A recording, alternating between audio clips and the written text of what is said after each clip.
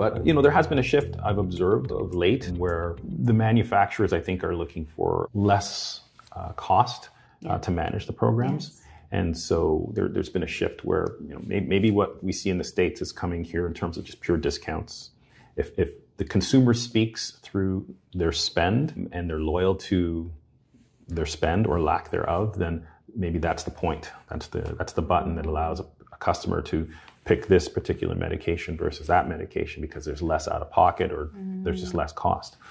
And so from a manufacturer perspective, they can just make it available by letting it cost less, and that's a strategy, right? It's an old school strategy. Well, it is. It's a great strategy, especially it works really well with generics and over the counter and all of those. But when you're talking about specialty, rare disease, orphan drugs, it's a bit more complicated 100%. Because of their profit margins and because they're investing a lot in R&D. And as we all know, the costs for creating those drugs are actually quite high as well. And so that might be more challenging, right? Would you say, or?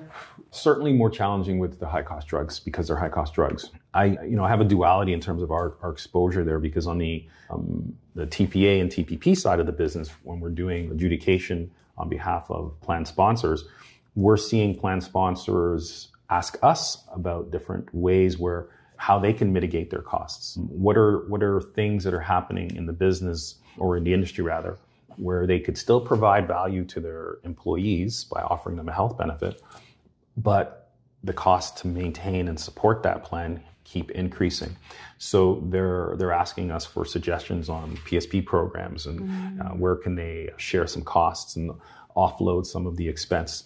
So sometimes, we play the role within the TPA and TPP world where we're acting as a concierge, where we're helping plan sponsors to navigate different areas of funding, whether it's a provincial program that might be able to offset some of the cost, whether it's a benevolent program through a drug manufacturer or a regular PSP program, a coupon discount program.